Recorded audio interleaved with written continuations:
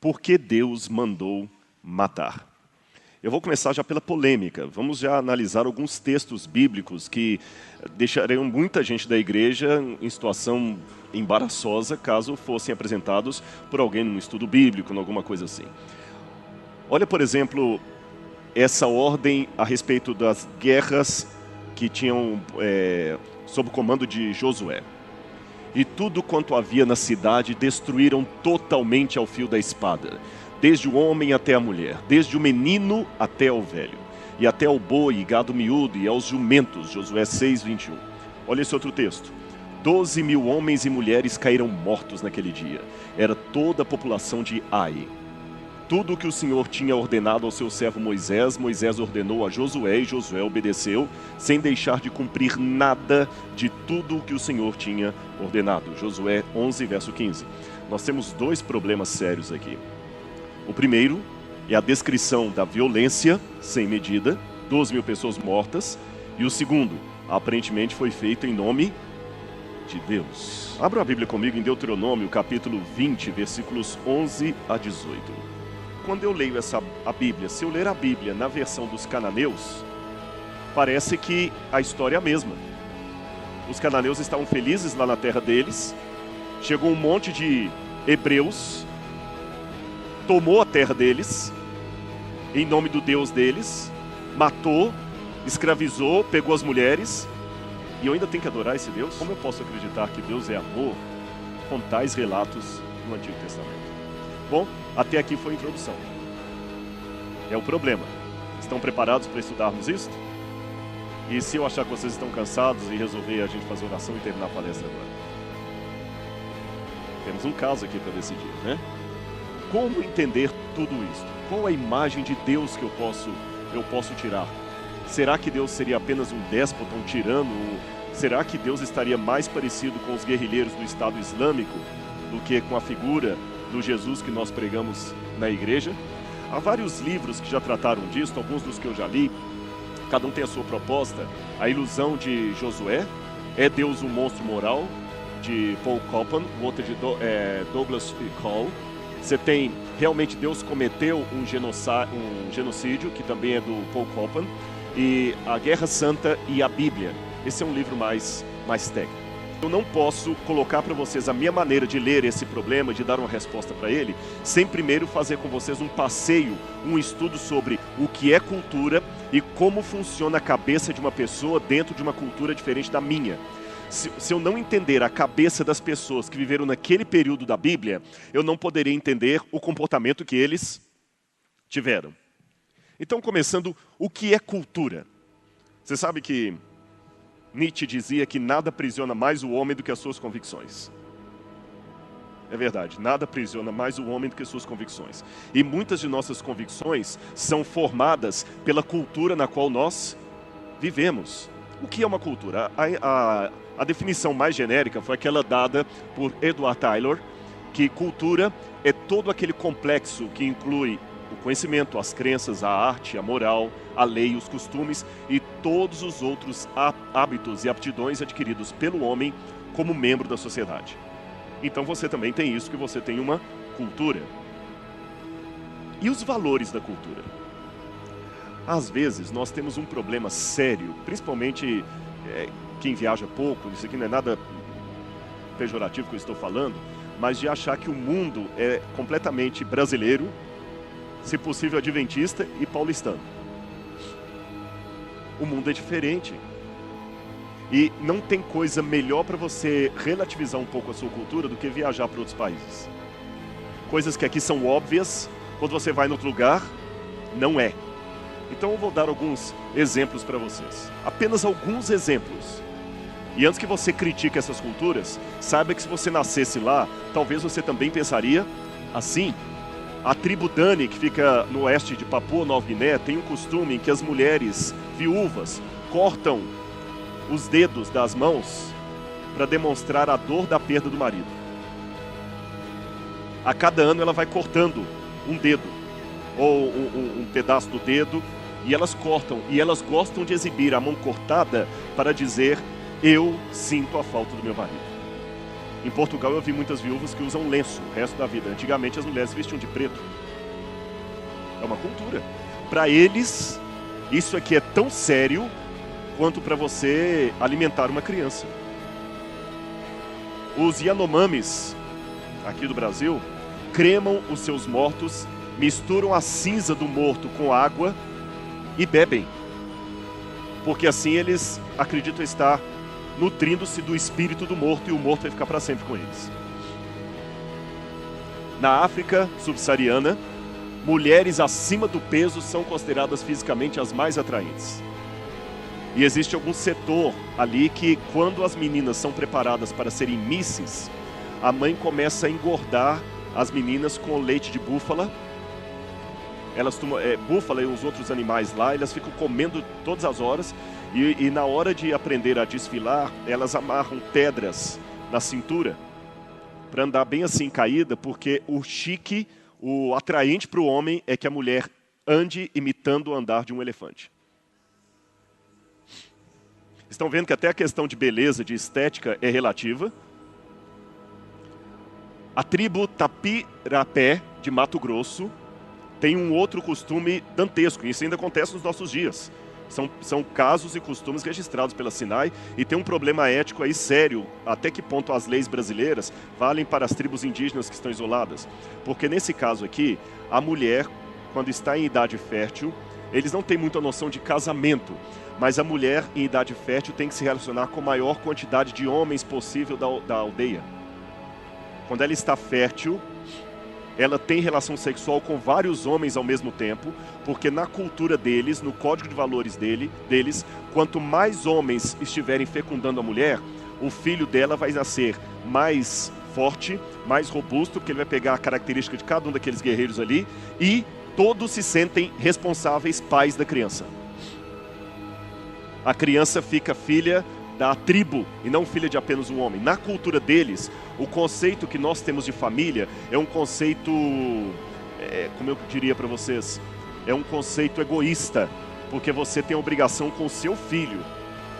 Se você tem um filho aqui na igreja que está fazendo faculdade, você ajunta dinheiro e faz tudo para ele pagar a faculdade. Mas se for o filho de outra pessoa da igreja, você não vai vender o seu carro para pagar a mensalidade de um filho de um outro irmão da igreja.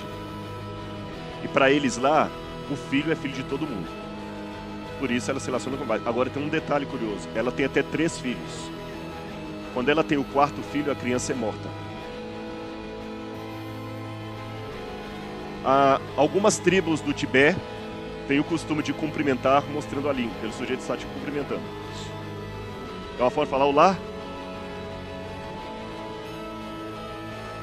O povo Toraja do sul de Sulawesi, na Indonésia, todo ano tem um festival durante o Namanene, que eles pegam os mortos, tiram os mortos do caixão, embalsamados, vestem roupas nos mortos, passam perfume nos mortos e ficam desfilando com os mortos e não sei como dão até alimento para os mortos.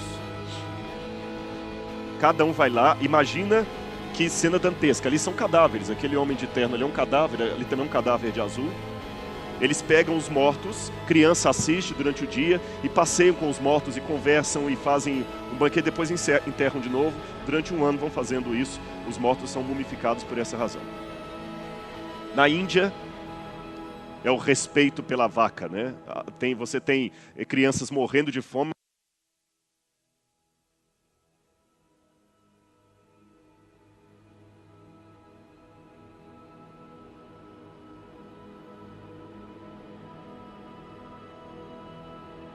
O teste, ok?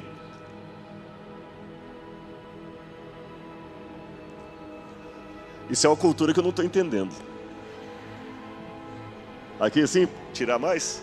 Pronto. Você sabe que na Índia a vaca é um animal sagrado? Agora, antes que vocês achem todos esses costumes que eu falei terríveis, costumes brasileiros também são questionados lá fora. Eu vou dar alguns costumes brasileiros que eu já vi sendo questionados nos Estados Unidos, no Oriente Médio, que eles perguntam assim, como é que pode ser isso no Brasil? Por exemplo, o famoso jeitinho brasileiro.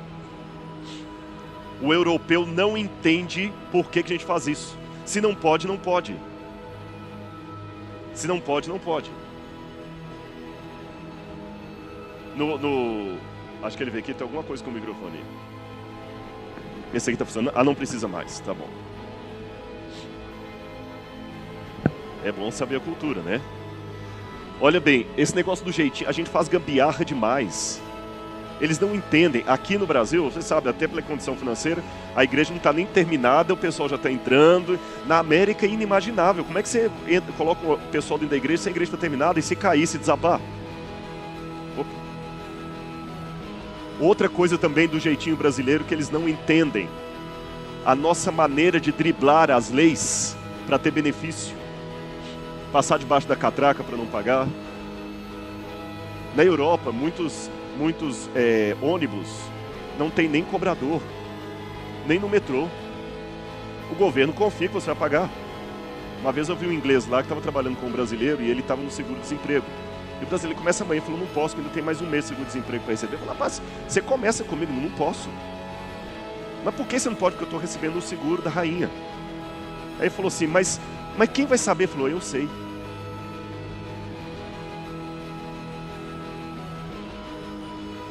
Vocês estão rindo? Uma vez que eu estava numa cidade que o pessoal anda assim, quando eu falei, gente, eu acho um absurdo vocês andarem com moto aqui sem capacete, tudo, alguns ficaram ofendidos comigo.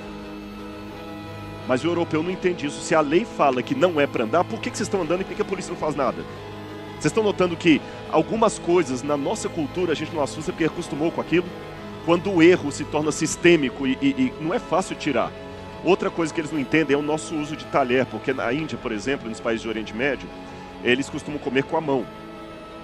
Os beduínos comem com a mão. A gente acha nojento comer com a mão, mas eles acham nojento usar talher e garfo, faca, porque você não sabe no restaurante como é que aquele talher foi lavado, na boca de quem que esteve, e você está usando sem nojo. Um oriental, ele acha mais higiênico ele usar a sua própria mão, porque ele lavou a mão e a mão só colocou na sua boca, do que usar um talher que você não sabe como é que foi lavado lá dentro. Dá 3 beijinhos ou 2 beijinhos. O americano acha isso tão estranho. Esse negócio de cumprimentar aqui, né? Não faz sentido. Feriados de prolongados. Como é que no Brasil vocês são muito vagabundos? Eles falam assim. Eles não entendem esse negócio de feriado. A gente acha que é ótimo emendar o feriado. Para eles não, estou perdendo dinheiro. Cabeça do americano, eu estou perdendo dinheiro. Usar sunga na praia. Isso é ofensivo. Uma vez em Portugal, eu lembro que você vê muito na praia, lá aquelas senhoras de idade fazendo topless. Isso é muito normal. Senhoras mesmo. A gente acha absurdo elas estarem com o peito para fora. Só que eles acham estranho quando no Brasil os camaradas tudo usando sunga. Eles preferem outra coisa que eles acham terrível, jogar papel higiênico no cestinho ali. Tem que dar descarga naquilo. Coisa horrorosa, coisa anti-higiênica. Tá proliferando bactérias ali no banheiro. Não é porque o pastor Brenha falou aquilo não, mas ele já estava aqui na programação, pastor, viu? É um negócio de brasileiro nunca ser pontual. Outra coisa que eles assustam, mas eles perguntam isso para mim, escuta, sabe a ideia que a gente tem de mulher brasileira? É tudo garota de programa. Porque o pai vê a menina saindo assim, para uma balada, por coisa, e é tudo normal, a gente não assusta mais. Mas uma pessoa fala assim, essas são prostitutas. Isso é prostituição, mas pra gente, eu cobri o rosto das meninas ali, porque são menores de idade e eu não quero problema. Outra coisa que eles não entendem, como é que os filhos desobedecem tanto os pais e falam com o pai, cala a boca, pai! Sabe qual o sintoma de loucura entre a tribo, eu quero lembrar uma tribo lá da Nigéria?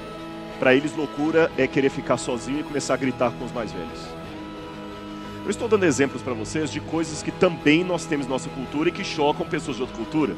Agora, através das conversações circulam emoções, ideias que incentivam e avalizam certos tipos de atitudes e desestimulam e desaprovam outros tipos de atitudes. Essa circulação de emoções e ideias obedece a uma certa regularidade, constituindo ciclos fechados que caracterizam num padrão determinado. Por isso, não é tão difícil mudar uma cultura. Não basta fazer discursos dizendo que precisamos adotar novos modelos de desenvolvimento. Isso aqui são sociólogos que dizem. Isso aqui não é a Bíblia. Os discursos, como se diz, entram por um ouvido e saem pelo outro.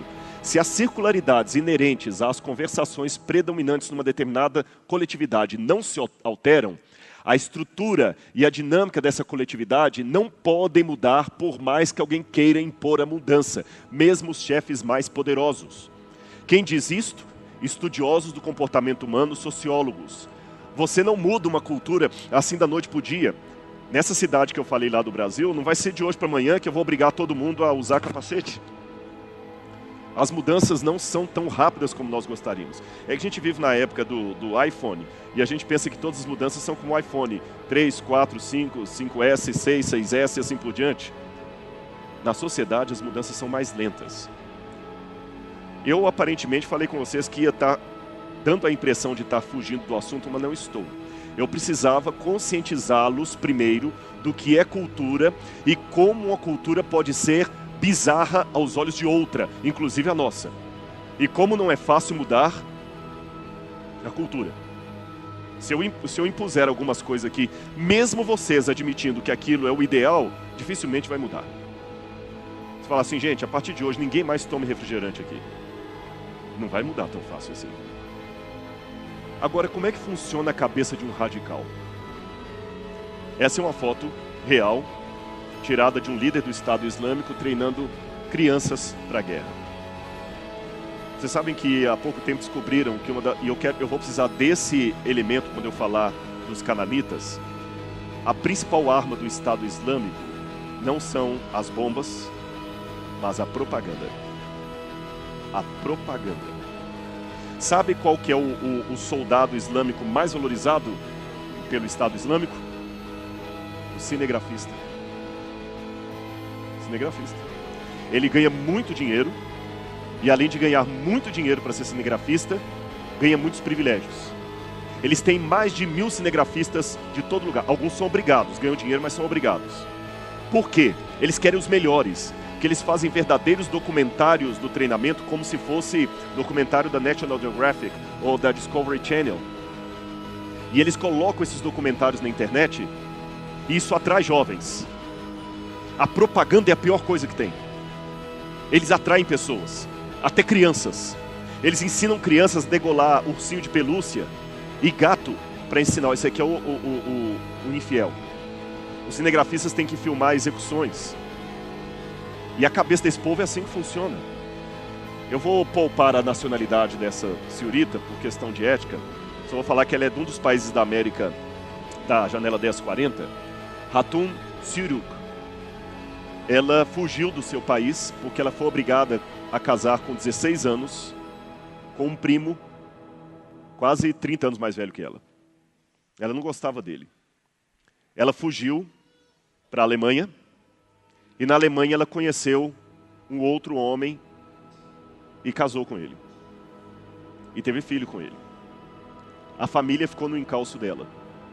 E o primo veio até a Alemanha para matá-la. E depois que ele a matou, voltou para casa e todos comemoraram, inclusive o pai, a mãe e os irmãos mais novos. No Oriente Médio, um cuspe no chão é motivo de briga. E eles têm muito, até hoje, eles têm muito a ideia de matar. Agora, se é assim ainda hoje, imagine nos tempos bíblicos, imagine na época de Abraão, imagine na época de Moisés. A lei do talião, que está originalmente no Código de Hammurabi, dizia olho por olho, dente por dente, mão por mão, pé por pé. A primeira parte dessa lei foi repetida por Moisés. Sabe por que o Código do Hammurabi tinha que ter essa lei do talião, olho por olho, dente por dente? Porque era tão comum as pessoas se matarem, especialmente em vingança, que acontecia assim: você me mata, o meu irmão vem e vinga minha morte matando você. Aí o seu irmão vem e vinga sua morte matando meu irmão. Aí o outro vem, isso ficaria interminável. Então o legislador Hammurabi na Babilônia, em 1700 e pouco antes, 1750 a.C., Hammurabi estabeleceu o quê? Olho por olho, dente por dente, mão por mão, pé por pé. Ele colocou um limite na vingança. Se você me matou, a minha família tem o direito legal de matar você. mas aí a sua família já não pode mais vingar o seu sangue, porque o seu sangue já era pagamento de uma vingança. Então, olho por olho, ponto. Isto foi uma maneira que o Código de Hammurabi encontrou na ocasião para colocar um limite na vingança. Mas olha, o Código de Hammurabi não colocou assim, de modo nenhum pode matar. Não, você pode matar, desde que seja um por um. Entenderam? Você pode achar isso estranho, mas quem nascia naquela época era acostumado a pensar assim. E os assírios, que dominavam a região onde hoje é o Iraque e da Suméria, eles eram implacáveis, combatentes, guerreiros ferozes. Ali havia muita guerra e muito sangue, e as crianças aprendiam a matar desde cedo. Então o que Deus fez? Olhem que o plano de Deus não era da guerra. Deus tirou tirou Abraão lá de Ur. Aquela seta vermelha é o caminho que Abraão fez. Deus tira Abraão de Ur e fala: Abraão, sai daqui, porque você é meu servo. Eu sei que você vai crescer, você vai se tornar próspero, mas eu não quero que você aprenda essa violência local. Sai daqui e vai para uma terra que eu vou te mostrar. É uma terra que está pouco habitada. Lá também tem violência, mas é uma violência menor do que a daqui. Entenderam? Lá também tem violência, mas é uma violência menor. Vai, Abraão, vai para a terra que eu vou te mandar. E Abraão saiu com sua família e peregrinou e veio até aqui para a região que hoje nós chamamos de Israel. Não sei se o mouse pega ali. O mouse não, desculpe, o laser. Eu acho que ele não tem laser aqui. A região de Israel que está mais ou menos aqui, ó. Essa parte aqui, ó. E Abraão veio. E Deus falou com Abraão que ia dar terra para Abraão. Olha a promessa de Deus a Abraão. Ora, o Senhor disse a Abraão: sai da tua terra, da tua parentela, da casa do teu pai, para a terra que eu te mostrarei, e far-te-ei uma grande nação, e abençoar-te-ei, e te engrandecerei o nome, e tu serás uma bênção. E abençoarei os que te abençoarem, e amaldiçoarei os que te amaldiçoarem. Em ti serão benditas todas as famílias da terra. Você pode traduzir: em ti serão benditas todas as nações da terra. Então Deus não chamou Abraão para ter um espírito de xenofobia, de preconceito com o de fora. Pelo contrário, Abraão não deveria ser um exterminador dos não-hebreus, mas deveria ser aquele no qual os outros seriam abençoados. Então Deus não chamou Abraão para ter ódio dos seus vizinhos. Então por que tanta matança depois? Alguma coisa saiu fora dos planos de Deus. Estão me acompanhando o raciocínio até aqui? Sim ou não? Recapitulando, já falamos o que é cultura, já mostrei que cultura é uma questão muito exótica, uma cultura pode ser muito estranha aos olhos da outra, que mudar uma cultura é um processo muito complicado, você não muda fácil uma cultura, e Deus, quando chamou Abraão para tirá-lo de uma terra muito violenta, para um lugar um pouco menos violento, a fim de que ele fosse uma luz para todas as nações. Naquele mesmo dia, fez o Senhor uma aliança com Abraão, dizendo: à tua descendência tenho dado essa terra, desde o rio do Egito até o rio Eufrates, o Queneu, o Quenezeu, o Cadmoeu, o Eteu, o Perizeu, os Refaíns, Amoreus, os Cananeus, os Gergaseus e os Jebuseus. Irmãos, o rio do Nilo é o Eufrates, que está aqui em verde. Perdão, o rio do Egito é o Nilo, que está aqui em verde. O rio Eufrates está lá em cima. Se Abraão tivesse sido fiel, mas os hebreus, a terra que Deus prometeu dar para Abraão era de onde é o Egito completo hoje, todo Israel, todo o Iraque, toda a Arábia Saudita, tudo que está na mão dos muçulmanos hoje deveria ser terra de Israel. Deus ia dar tudo isso. E note que quando Abraão chegou lá, vocês estão vendo aqui na península do Sinai bem verde, estão vendo em torno do rio Nilo bem verde, mas o resto está tudo muito marrom, que é deserto. Deus levou Abraão para uma terra que muita gente não tinha interesse nela. Hoje o território de Israel é 78% desértico. Agora, mesmo que lá houvesse menos violência, tinha povos morando em Canaã quando Abraão passou por ali. E por que Deus falou com Abraão que ia dar a terra dos outros para ele? Isso não parece fazer sentido? Faz. Por 4 razões. Letra A, juízo. Aquelas terras estavam impiedosas perante Deus. E Deus falou para Abraão: na quarta geração, na tua quarta geração, vocês voltarão para cá. Por quê? Não se encheu ainda a medida de iniquidade dos amorreus. Abraão, ainda estou pelejando para que eles se arrependam. Mas se eles não se arrependerem, eu vou tirar a terra deles e vou dar para vocês. Porque a terra é minha, diz o Senhor. Segunda razão, Deus precisava de um lugar no mundo para nascer o Messias. Terceira razão, Deus precisava de um lugar no mundo para guardar a revelação verdadeira. E quarto, um lugar que poderia ser o centro de bênçãos para o restante do planeta Terra. Por isso Deus elegeu aquela terra. E se alguém não estivesse seguindo as ordens de Deus, Deus ia tirar dali. O livro de Gênesis traz anotações específicas da aquisição de terra por meio dos patriarcas. Aqui vem a primeira revelação dessa tarde. Com exceção do momento em que Abraão sobe até Dan para guerrear contra aqueles reis, para libertar o seu filho, o seu sobrinho Ló, em nenhum momento do Gênesis você lê que Abraão tinha um exército e que guerreou para conquistar uma terra. O plano de Deus era a guerra? Como é que Abraão conquistou territórios? Pela prosperidade que Deus lhe deu. E o livro de Gênesis mostra Abraão comprando poços, altares, terras, tudo pela prosperidade de Deus. E note que havia ali cerimônias públicas que legitimavam os acordos, exatamente como encontramos em tabletes cuneiformes da Babilônia. Abraão tornou-se muito rico e comprou muitas terras. A prova que eu tenho disso, ele foi recebido pelo rei do Egito, ele foi recebido pelo rei dos filisteus, ele foi recebido pelo rei de Gerar. Ora, para alguém ser recebido aqui pelo presidente Temer, tem que ser alguém muito importante. Então Abraão já era importante, senão o rei do Egito não iria recebê-lo. Isso significa que Abraão, sem guerra, sem derramamento de sangue, começou a comprar a terra de Canaã. Ele comprou, por exemplo, poços. O que significava comprar um poço naquela época? Estão vendo onde está circulado de vermelho ali? Ali é Berseba. Ali os homens de Abraão furaram um poço. E você, se tinha um poço na época, você era muito rico. Por quê? Estão percebendo a terra toda desértica? Essa é uma foto tirada de satélite. Conseguem ver a parte marrom, como é que é tudo deserto? Imagine uma caravana tendo que atravessar o deserto para chegar do outro lado. Era importante ter um poço, porque o poço era onde a caravana podia descansar, dar água para os animais, dar água para os homens, comer alguma coisa no oásis que eles plantavam ali e continuar viagem. Não dá para viajar daqui até a América Central sem parar para abastecer o carro. Então quem tem posto de gasolina no beira da estrada está rico. Então Abraão pegava uma terra, Deus o abençoava, ele furava e achava água. Ali ele comprava o poço. Depois formava uma cidade ali, que pertencia a quem? A Abraão. Tanto é que eles moravam ali. Fala que Isaac se tornou agricultor. Abraão depois em Macpela comprou um terreno para sepultar a sua esposa Sara. Abraão comprou várias terras ali em Canaã. Mas você sabe o que aconteceu depois disso, né? Depois de Abraão ter comprado vários pedaços de território, o que aconteceu na história de José? Vocês se lembram? Eles tentaram vender José para o Egito, já o primeiro erro. Olha como é que um erro acontece.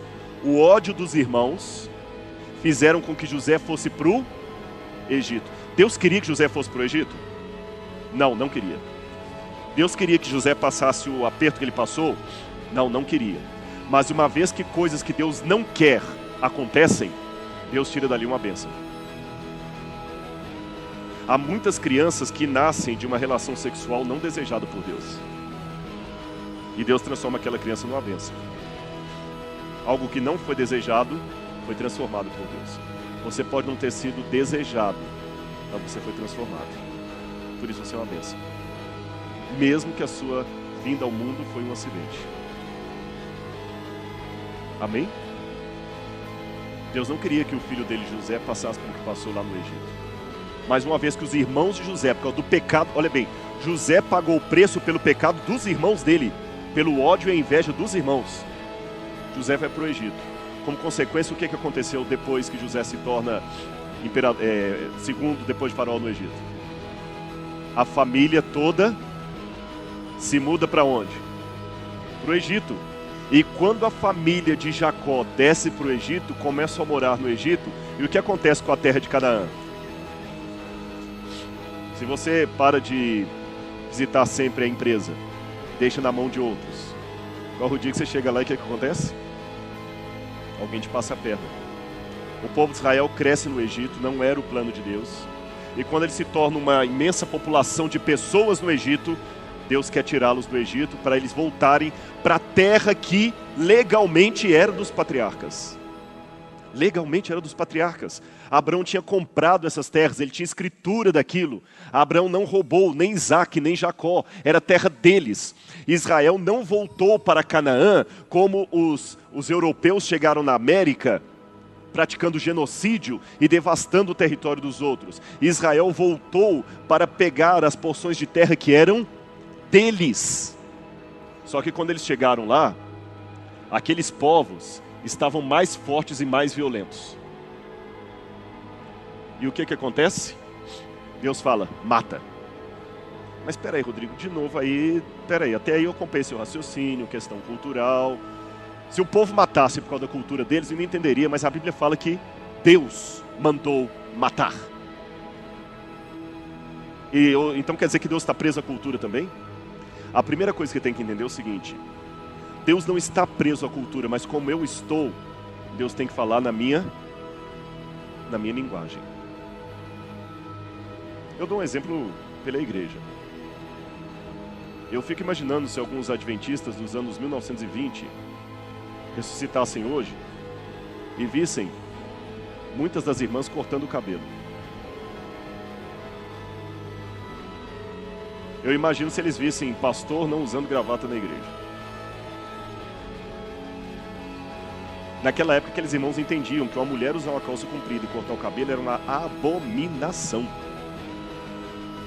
Em 1929, a Universidade Andrews, na época chamava Emmanuel Missionary College, ganhou de presente uma Super 8, uma dessas câmeras, e ia apresentar um filme sobre a manufatura do petróleo. A câmera foi devolvida para o doador com um bilhete assinado pelos professores de teologia e os alunos dizendo que aquilo era uma apostasia, era cinema entrando na igreja. Naquela época eles pensavam assim. Adventista nos anos 50 não podia ter televisão em casa, nos anos 60. Muito mal o rádio. O pastor Roberto Rabelo, quando começou pelos primeiros programas da Voz da Profecia, muita gente não aceitava o rádio. Depois alguns compraram televisão para assistir Fé para Hoje e perderam a fé para sempre. Por que eu estou colocando esses paralelos? Eu estou perguntando aos irmãos mais conservadores da igreja. Você que questiona a questão de música, questiona uma série de coisas, você se sente mais apostatado do que os irmãos dos anos 1920, que você tem uma televisão em sua casa? Eu não estou vendo, com exceção de um, eu não estou vendo mais ninguém de gravata aqui. Se o falecido pastor Domingos Peixoto da Silva visse tantos anciãos sem gravata na igreja, ele ia se chocar. Aí eu pergunto, o que você vai fazer? Você está apostatado e ele estava fanático? Não. Deus falou em cada geração com a linguagem que eles podiam entender. É só no céu que vamos estar uniformizados, mas até lá, tudo bem, Rodrigo, isso ameniza um pouco, mas Deus mandou matar. Então deixa eu explicar a você. Já tem aqui, obrigado. Eu tenho um arsenal aqui. Eu e minha velha companheira Coriza. Olhem bem um pouquinho de hebraico para vocês entenderem. A língua, às vezes, é igual eu falei de manhã sobre o alemão, tem coisas que são difíceis de traduzir. No hebraico você tem ali os modos verbais, e ali tem um imperativo. O cal imperativo, coativo e jussivo. Ali você tem os verbos no hebraico, katal, katali, etc. Que significa matar. Só que os gramáticos têm dito que alguns verbos imperativos no hebraico, especialmente o coativo e o jussivo, não significam ordem direta, mas permissão, tolerância. Só que o interessante é que o hebraico escreve diferente de nós. Vamos supor que, eu sempre dou esse exemplo que eu acho que fica bem didático. Como é o seu nome? Vivian. Vamos supor que a Vivian é muito minha amiga e a Vivian está gripada. E eu falo assim, Vivian, não toma sorvete hoje não, que você está gripada. Aí a Vivian insiste, não, mas eu quero tomar. Vivian, não toma, mas eu quero tomar. Aí eu perco a paciência e falo assim, Vivian, então eu falo assim, eu vou falar mais nada. Vai lá e toma sorvete. Não está mais ninguém falando, vai lá, enche a cara de sorvete, toma sorvete até falar chega. Se você olhar estritamente pela língua portuguesa, eu estou usando o imperativo, eu estou dando uma ordem para ela. Mas essa ordem é uma ironia. Eu não estou literalmente mandando a Vivian tomar sorvete. Eu estou apenas dizendo que eu não vou mais insistir, que se você quiser tomar, tome. Só que eu expresso a minha discordância dela, dando uma ordem. Vai lá e tome. Entenderam a comparação da língua portuguesa? Sabem como é que eu falaria isso em hebraico? Eu te farei tomar sorvete. Mas o sentido é o mesmo. Eu te farei tomar. Não vou te impedir. Então, o jussivo no imperfeito e o coativo na primeira pessoa, eles podem expressar ideia causativa, também ideia permissiva e tolerativa, e modalidade deôntica, ou seja, eles colocam Deus como responsável por aquilo que Ele apenas permite, autoriza. Não sei se está ficando claro para os irmãos essa comparação, está complicado explicar o hebraico aqui. Deu para entender? O refill, que é uma forma verbal do hebraico, aqui eu tenho 2 livros de gramática hebraica que dizem isso, porque é um assunto que alguns veem como polêmica, eu trago a fonte então. O refill tem uma raiz causativa em contradição com o piel, mas ele pode ter um aspecto permissivo, ou seja, eu estou apenas te autorizando a ir. Pastor Brenha, eu estou te autorizando a sair da igreja agora e buscar alguma coisa. Mas na forma hebraica, Pastor Benha, eu te farei sair da igreja e buscar alguma coisa. Mas na verdade eu estou apenas autorizando, é a forma que eles tinham de se expressar. Então, por exemplo, vou dar um exemplo para vocês bíblico, para facilitar. Êxodo 1:17. No original hebraico está assim: elas fizeram ou causaram viver os meninos. Está falando das parteiras, que quando os meninos nasceram no Egito, o faraó mandou matar todo mundo, mas elas não mataram. Aí na Bíblia, no hebraico, está assim: elas fizeram viver os meninos. Mas você sabe que a questão não é que fizeram viver, elas deixaram as crianças viver. Mas na Bíblia está que elas fizeram, causaram. Assim está no hebraico. Outro exemplo, Jeremias 24, verso 1. Fez-me ver o Senhor. Não é que o Senhor te fez, o Senhor deixou que você visse. Outro exemplo, Gênesis 48, verso 11. Deus me fez ver também tua semente. Deus me permitiu ver. Gênesis 2,16. No hebraico está assim: de toda a árvore do jardim, comendo comerás. Comendo comerás, tu poderás comer. Mas olha a forma como de toda a árvore do jardim, comendo comerás. Vamos para Daniel 7,5, quando fala dos animais lá, por exemplo, fala bem claro do urso, e foi dada a ordem ao urso que devorasse muita carne. Ora, não se dá ordem ao urso para devorar muita carne, é apenas liberar o urso para comer muita carne. Vocês entenderam a questão da... Isso aqui são algumas gramáticas que eu me baseei para poder citar isso aqui para vocês no hebraico. Esse autor aqui, Sprinkle, professor de hebraico e formado pelo Hebrew Union College, escreveu esse livro interessante no qual ele afirma que alguns textos, como Deuteronômio 20, 12 a 13, deveriam ficar assim: agora, se ela, a cidade, não estiver disposta a ter paz com você, mas em vez disso fazer guerra, então vocês têm permissão para sitiá-la, e não que vocês deverão sitiá-la. Ficou mais claro agora? Aí alguém pode fazer uma pergunta: mas espera aí, Rodrigo, por que então que já não traduzem a Bíblia facilitando assim? Irmãos, o trabalho do tradutor não é fácil. Não é à toa que já vem a velha alcunha tradutor e traditório. O tradutor é um traidor. Porque se você traduz a Bíblia ao pé da letra, fica meio sem sentido algumas coisas assim. Mas se você parafraseia, coloca uma tradução dinâmica, corre o risco de alguém falar assim: mas não é assim que está no original, ele colocou a impressão dele como tradutor. Então não é fácil. Por isso que Bíblia não deve ser lida, Bíblia deve ser estudada. E outra coisa, quando Deus falou o seguinte: deixará as mulheres, ou seja, os não combatentes, você deve poupar. Não é para sair discriminando tudo. Agora, mesmo assim, que Deus deixa matar, Rodrigo, porque você pode matar? Irmãos, não era a situação ideal, mas era necessário. Mas até criança. Lembra que eu falei da questão da propaganda? Imagine agora que uma força-tarefa é mandada à Síria para combater o Estado Islâmico. Eles estão mandando tiro aqui e crianças estão mandando tiro do lado de cá. Do lado de lá, o que você faz? E o que é pior, se o Estado Islâmico continua existindo, mais crianças vão ser recrutadas para o Estado Islâmico.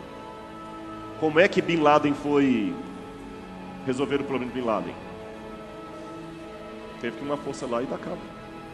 A polícia não usa uma arma para matar, mas em caso de necessidade, tem que usar. Foi isso que Deus falou com Israel. Vocês estão voltando para a terra e aqueles povos estão impedindo. Se for preciso, use. Não era o real, mas era o... Não era o ideal, mas era o real. Olha essa expressão de Deus em Ezequiel, capítulo 20, verso 25.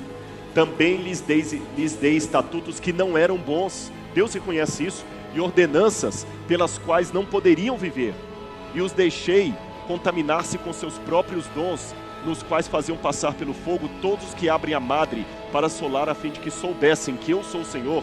Ou seja, eu não queria que vocês ficassem assim, mas como vocês começaram a se contaminar com os cananitas, eu fui obrigado a dar mandamentos que não eram bons, permissões, autorizações que não eram bons para vocês, porque vocês se contaminaram. Isso é explicado por Paulo em Romanos, quando ele fala que alguns homens se entregaram tanta perversidade que Deus os entregou à sua própria cobiça. Deus os deixa de lado. Agora considere esse ponto. Em primeiro lugar, eu tenho alguns pontos para considerar com vocês. Estão comigo? Está dando para acompanhar o raciocínio? Em primeiro lugar, o extermínio dos cananeus não tinha nada a ver com raça, religião ou terra, posse de terra. Tudo tinha a ver com o julgamento de um povo e seus pecados. Deus não falou assim, destrói os cananeus porque eles não aceitam que eu sou Deus. Toma a terra deles. Não. Era um juízo de Deus sobre os cananeus. Segundo, Deus não ordenou Israel para exterminar os cananeus. E não era porque eles eram uma raça diferente. Na verdade, os cananeus eram semitas, como os israelitas. Terceiro, nem comandou Israel a exterminar todos os que não se convertessem ao judaísmo, como quer fazer o Estado Islâmico. Deus nunca obrigou as pessoas a se converterem. Outro ponto, os cananeus eram um grupo específico de pessoas, mas o seu nome também foi usado de uma maneira geral para se referir às 10 nações que Deus mandou que seriam destruídas. O Senhor deixou claro que Israel não tinha permissão para atacar qualquer um dos outros países, a menos que a nação atacasse primeiro. Israel nunca foi ordenado a simplesmente matar os cananeus para assumir o controle da terra. O Senhor deixou claro que o povo de Canaã estava sendo destruído pelos seus pecados, e só os seus pecados. Lembra lá em Abraão? Ainda não se encheu a medida dos amorreus. E oitavo, Israel também passou pelo mesmo castigo que os cananeus passaram, porque quando Israel também pecou, Deus também permitiu que os babilônios viessem e fizessem guerra contra Israel. Deus também permitiu. Então a gente não deve se surpreender. E o que os cananeus tinham de tão ruim assim que a mão de Deus pesou sobre eles? Primeiro, sacrifícios. Contar apenas alguns dos pecados dos cananeus que nós conseguimos resgatar pela arqueologia. Sacrifícios de crianças. Especialmente o deus Moloch. Eles pegavam a estátua do deus Moloch e tinham duas maneiras de sacrificar as crianças. Ou eles matavam a criança com marreta, ou eles colocavam fogo dentro da barriga da estátua e jogavam crianças lá dentro vivas. E vocês podem pensar, mas como é que as mães tinham coragem de fazer isso? Lembra que eu falei a questão da diferença cultural? Estudos sociológicos feitos na antiguidade mostram que as mulheres tinham uma relação com as crianças bem diferente de hoje. Por quê? As mulheres não dormiam com o marido na mesma tenda. O marido passava a maior parte do tempo em guerra, só vinha em casa às vezes para poder dormir, passar um tempo e voltar para a batalha, ou para o campo. E ele muitas vezes violentava a esposa. O casamento não era como hoje, que você encontra alguém, namora, se apaixona, o casamento era arranjado. Essa aqui é sua esposa, essa aqui é seu marido. Então a mulher às vezes nem conhecia o homem. Ele chegava, violentava, a mulher não sabia o que era ter um orgasmo, o que era ter um prazer. Não havia carinho, com raras exceções, é claro. O homem chegava, violentava a mulher, deixava a semente dele na mulher, a mulher engravidava. E os psicólogos hoje, fazendo um estudo de psicobiografia, não é psicografia, psicobiografia, é uma análise da biografia de antigos com elementos da psicologia hoje, demonstram que havia um grande surto de depressão pós-parto nas mulheres. Você sabe que existem algumas doenças, inclusive psicossomáticas ou psicológicas, que acabam... Por exemplo, o índice de depressão hoje está muito maior do que no passado, porque nós temos elementos mais que propõem a depressão hoje do que no passado. Nós temos elementos hoje que propõem mais o estresse do que no passado.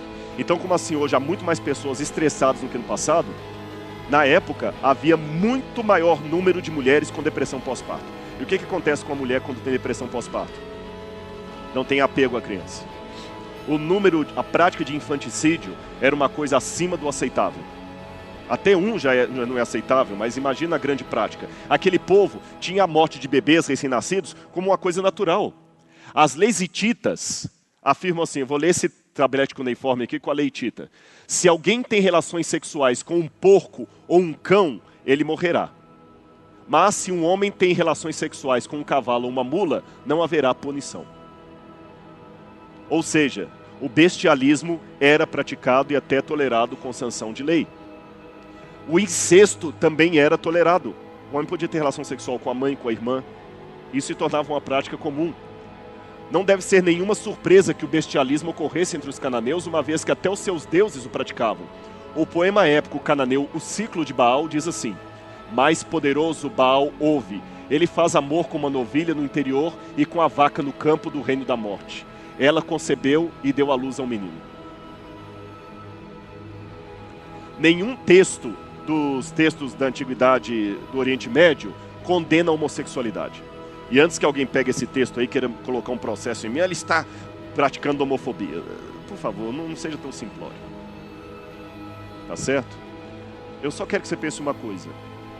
Por que eu não posso falar que sou contra a homossexualidade, mas posso falar que eu sou contra o incesto? Que direitos os homossexuais têm que o incestuoso não tem? Se o homossexual tem direito a ficar com outro homem, se alguém quiser ficar com a tia dele, também pode, qual o problema? Se o irmão quiser casar com a irmã, também pode, qual o problema? Se um genro quiser largar a esposa e casar com a sogra, qual o problema? Vocês sabem que recentemente na Alemanha houve um protesto de vários moradores de Berlim que têm como parceiro sexual o seu animal de estimação. E um grupo de políticos queria sancionar uma lei proibindo na Alemanha o sexo entre homens e animais. Mas não pense que a proibição era por causa de imoralidade. É porque temiam pela segurança dos animais e pela saúde dos animais. E eu digo, se eu posso sancionar o casamento entre dois homens, por que eu não posso sancionar o casamento entre um homem e um animal? E antes que você me ache ridículo, eu que vou falar, você que é. Isso é bestiofobia.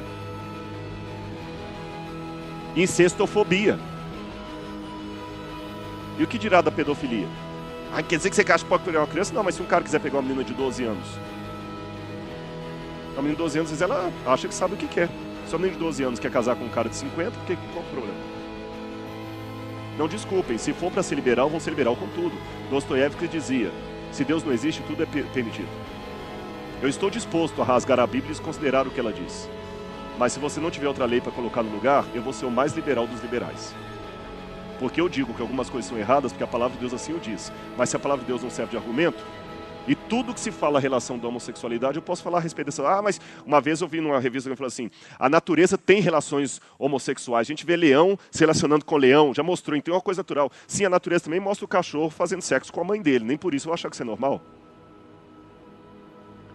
A viúva negra mata o marido depois da relação. Não estou eu dando ideia. Desculpem, se algum homossexual ficou ofendido com minha fala, deixe-me apenas a dizer para você que eu respeito o seu direito de ser homossexual, mesmo discordando dele. Eu estou falando que está sendo gravado. Eu respeito o seu direito de ser homossexual, mesmo discordando dele. Sou contra a homofobia no sentido de que eu não acho que deve bater no homossexual, não deve cuspir no homossexual, tratá-lo como... Não. E minha palestra não é sobre homossexualismo. Eu só quero dizer a você que cuidado com os argumentos que você usa a favor da homossexualidade, porque eu posso também usá-los a favor do incesto, da pedofilia, do bestialismo, de vários outros tipos de prática sexual que existem por aí e que você não faz nem ideia. Até da poligamia. Lembra aquela tribo indígena lá que a mulher tem que transar com vários homens para ter filho de todos? Eu posso usar a favor daquilo, que na natureza também tem isso. Só isso que eu quis dizer para você. E quer você aceite ou não, a Bíblia considera isso uma prática pecaminosa aos olhos de Deus. E no passado, isso era tolerado nos tabletes homossexuais, nos tabletes assírios. Tanto é que alguns tabletes falam sobre o partido dos rapazes e festivais de pessoas que mudaram sua masculinidade para a feminilidade e para fazer o povo de Ishtar a reverenciá-la, essa deusa de Ishtar. E, aliás, havia cultos orgiásticos em homenagem a Tammuz e Ishtar. Eles promoviam isso e as pessoas gostavam disso. Era a luz do dia. Sexo com cadáveres, necrofilia era praticada. Isto era tolerado no povo de uma maneira tremenda em Canaã. Esse era o povo que Deus falou com Israel. Olha, a minha paciência com eles esgotou.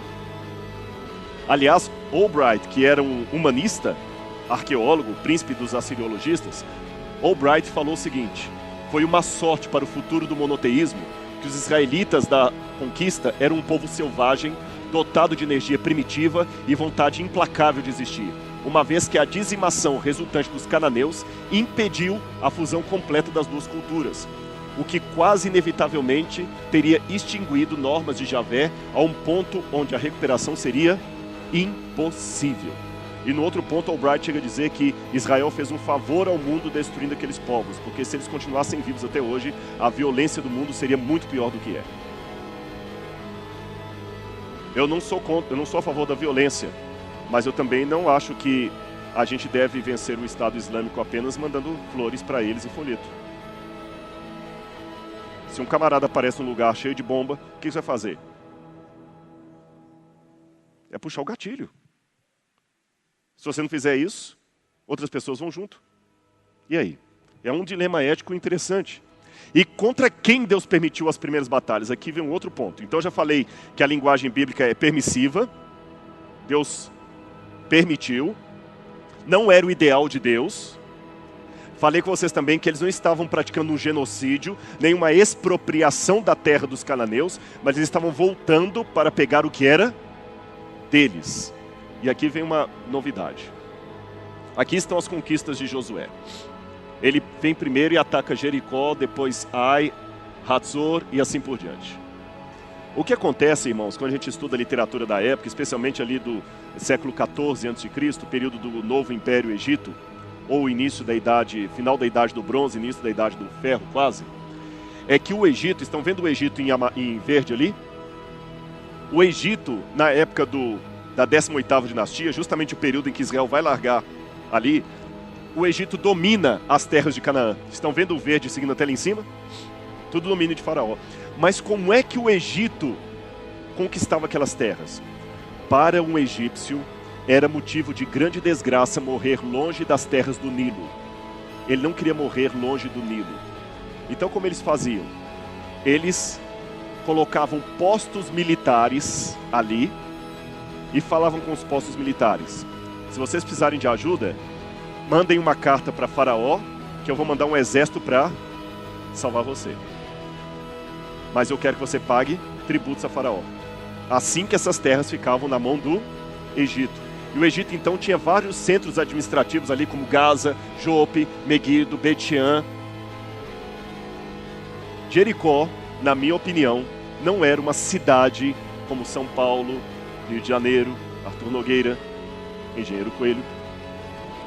Pelo tamanho de Jericó, a cerâmica encontrada ali, a ausência de alguns prédios públicos, eu deduzo, e não sou o único a pensar assim, que Jericó seria um posto militar, um quartel.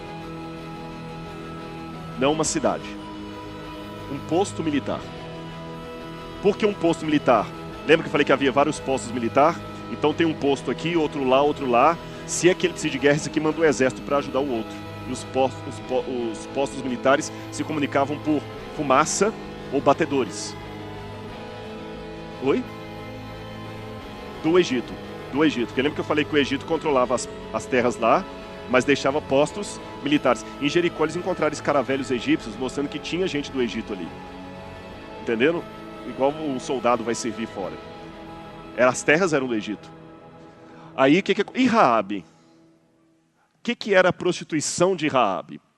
Bom, você tem a palavra zaná, em hebraico, significa prostituição. Você tem a Kidesh, que é uma prostituta cultica. Eu não acredito que Raabe seria uma prostituta cultica, mas há várias razões que podem ter levado Raabe a ser aquela prostituta. É interessante que a palavra zaná pode significar também dona de uma hospedaria. Talvez Raabe, a prostituta, a gente pensa assim, mau caráter. Mas você não sabe o que levou uma menina à prostituição. Muitas meninas eram raptadas, vendidas como escravas pelos pais desde pequeno, eram violentadas, estupradas. Elas não escolheram a prostituição, eram colocadas ali. Raabe pode ter sido uma dessas meninas que desde pequena foi sequestrada e estava ali. E é interessante que no Código de Hammurabi diz assim: se conspiradores tramarem juntos nas relações conspiratórias dentro da casa de uma dona de pensão e ela não os denunciar e trouxer ao palácio, que seja condenada à morte. Se Raabe era dona de uma casa de pensão, de uma estalagem, faz sentido que os espias vão para a casa dela. E ficam 3 dias ali, como nós temos nos tabletes cuneiformes falando isso. Tudo bem, Rodrigo. Tá, já entendi. Então ali era um posto militar. Então, tanto é que o povo de Israel cercou Jericó e todo dia dá para dar uma volta em toda a cidade. Jericó é um sítio arqueológico pequeno, era um posto militar. Não era uma cidade com banco, praça, rua, crianças brincando. Israel chegou lá cortando todo mundo. Tá, Rodrigo, mas e a ordem para matar mulheres e crianças? Aqui eu tenho que explicar mais outra coisinha da língua hebraica antiga, que nós temos em português também. Mais 5 ou 10 minutos no máximo eu termino. Dá para fechar? É a questão das hipérboles. Aristóteles já falava na arte da oratória, da retórica, há algo de adolescente nas hipérboles, pois elas expressam as coisas violentamente. São mais usadas por pessoas iradas que por outras pessoas. Nós temos muitas hipérboles e muitos livros, muitos artigos científicos escritos sobre a hipérbole na Bíblia. A hipérbole era um recurso de linguagem muito usado na Bíblia. Lembra, Jesus falou: se o teu olho te faz pecar, arranca-o e lança-o diante de ti. É mais fácil passar um camelo no fundo de uma agulha do que um rico entrar no céu. As hipérboles eram muito usadas na Bíblia, como nós usamos até hoje também. Olha que bonito, eu fiquei feliz. Estava todo mundo na igreja, como o planeta Terra inteiro. Eu vou acabar com ele hoje, você vai ver. A gente tem hipérboles, muitas hipérboles. Agora, a Bíblia também tem hipérbole, claro. E essas hipérboles são encontradas na literatura cananita, em redor do Egito. Ora, por exemplo, isso aqui é um painel que está lá em Luxor, no templo. E nesse templo você tem o faraó Tutmoses III, que para mim foi o faraó do Êxodo. E nessas paredes você tem lá as conquistas do faraó Tutmoses III. E olha o que ele fala num dos textos lá. O numeroso exército de Mitane foi derrubado em uma única hora. Foram totalmente aniquilados. Não restou nenhum para a descendência. Uma outra forma de traduzir o egípcio seria: não sobrou nenhum dos seus descendentes. Só que nós encontramos relatos na história que, pelo menos um século depois disso, os Mitane ainda existiam como exército guerreando contra o Egito. Então, na verdade, o que está escrito aqui é literal ou é uma hipérbole? É uma hipérbole. Outro exemplo que eu dou para vocês. Isso aqui é a pedra de Merneptah, ou Meremptah, que está no Museu do Cairo. E nessa pedra de Meremptah, você tem a inscrição, a mais antiga inscrição sobre Israel, Ishra Ket Ben Peter F, que significa Israel devastado, aqui está o nome Israel, devastado, não descendência dele. Traduzindo, Israel foi completamente devastado. A sua semente não mais existe. Seus filhos foram destruídos. Só que Merneptah era o filho de Ramsés. Mas eu pergunto para vocês, Israel continuou existindo depois disso, sim ou não? Claro que continuou. Então isso aqui é uma hipérbole. Olha essa outra aqui, a pedra moabita, a estela de Mecha. Aqui você tem o nome de Deus, escrito em aramaico antigo, e aqui o nome de Israel. E lá fala, Israel desapareceu por completo e para sempre.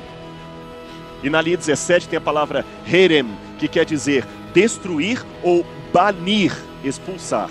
E a palavra herem é usada no hebraico e traduzida às vezes como destruir, mas pode significar também banir, expulsar e dedicar à divindade. No caso aqui, Chemosh, que era o deus sol, deus pagão. Olha também esse texto de Senaqueribe, onde ele fala: aos homens de Hiririmne cortei ao fio da espada, e nenhum de seus filhos escapou, e todos esses povos continuaram existindo depois.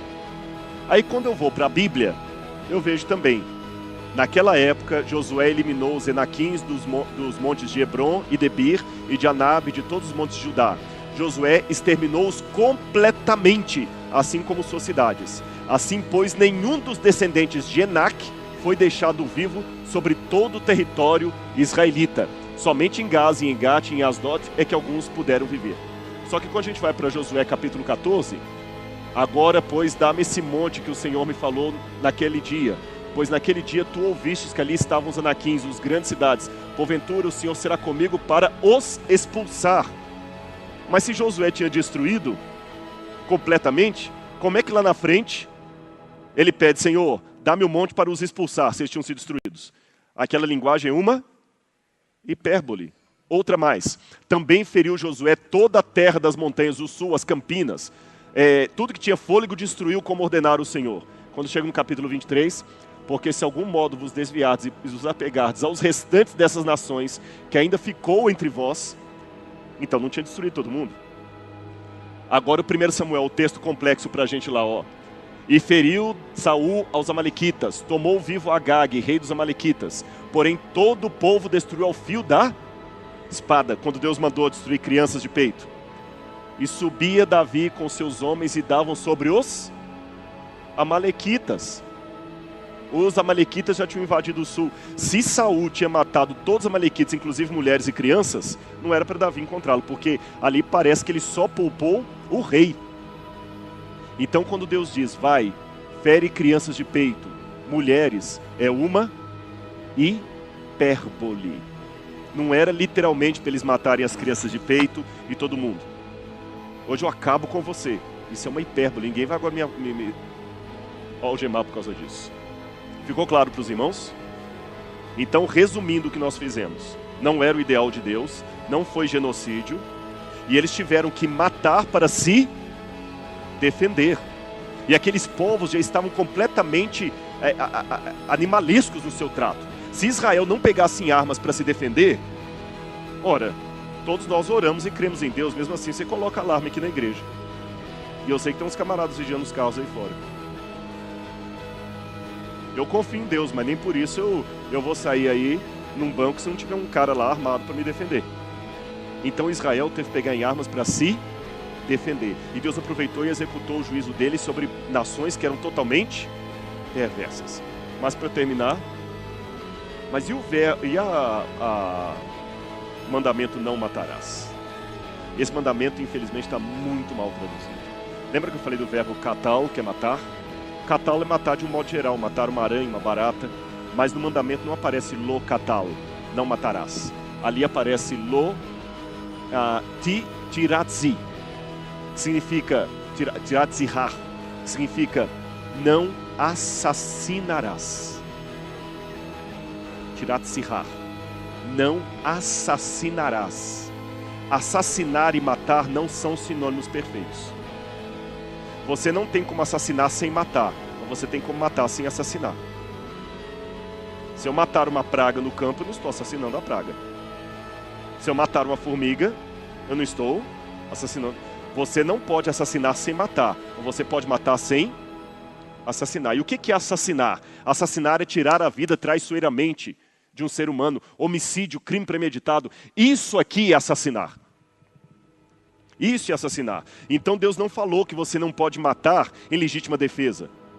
Aliás, o Novo Testamento fala que os estados que aplicam a lei de morte, que nós não devemos ir contra, porque se eles estão aplicando, não somos nós que vamos impedi-los. Está no Novo Testamento, o apóstolo Paulo. Então, se vem alguém para ferir sua família, você tem uma arma, Deus não te impede de usar essa arma e atirar. Deus não impede se algum irmão da igreja trabalhar no exército ou na polícia. Deus impede você de assassinar. Deus não impede você de matar uma barata na sua casa. Não matarás, então não pode matar uma barata. Aliás, diz que ninguém é hétero quando a barata é voadora, né? Entenderam que ali não foi assassinato que Deus comandou, mas foi uma guerra que Deus permitiu por uma situação necessária. E a linguagem vai e mata, além da questão permissiva, eu vou permitir, é uma linguagem de exagero, não poupe ninguém. Agora, para terminar minha palestra, eu quero dizer para vocês que ficou claro, mas eu quero terminar essa palestra de uma maneira meditativa. Se alguma questão ainda das mortes no Antigo Testamento não ficou clara para você, não respondeu exatamente ao ponto, é isso aqui eu gostaria que respondesse. Muitas pessoas ficam preocupadas com as mortes no Antigo Testamento, mas se esquecem da morte praticada hoje. Lembra que Jesus falou? Ouviste o que foi dito aos antigos, não assassinarás. Eu, porém, vos digo, a maneira como você trata o seu irmão, você pode estar assassinando. E eu coloquei essa foto de propósito. Há muitas pessoas que assassinam com as palavras. Ele fica revoltado. Como é que Deus permitiu tanta morte no Antigo Testamento e não se digna a olhar no espelho e falar: como é que você pratica tanta morte hoje? Matando com as palavras, matando com a difamação, matando com a fofoca, matando com a desonra do nome do outro, matando com a suspeita. Você não tem moral para questionar as histórias de guerra do Antigo Testamento, sendo que você é um assassino inconfesso terrível. Vive matando as pessoas com seu poder, com sua palavra, com seu desprezo, com seu ódio, com seu racismo. Você é um assassino? Cuidado. Porque muitas pessoas matam porque têm mais medo da vítima. Eu termino contando uma parábola para vocês. Dizem que uma vez uma cobra fazia de tudo para pegar um vagalume. Ela pulava no vagalume, ela fazia planos para matar o vagalume. E o vagalume já estava cansado daquilo. Um dia o vagalume voou perto dela e falou: cobra, por favor, estou cansado, a minha vida toda eu vivo fugindo de você, você fica tentando me devorar. Até onde eu saiba, cobras não comem vagalume, por que você me odeia tanto e quer me matar? Ela falou: nem eu sei, mas o seu brilho me ofusca. Muitas pessoas se tornam assassinos porque o brilho do outro o ofusca. Ele não consegue suportar a felicidade do outro, a glória do outro. No trato com seu irmão, lembre-se bem do mandamento: não matarás. Que Deus abençoe você. Amém?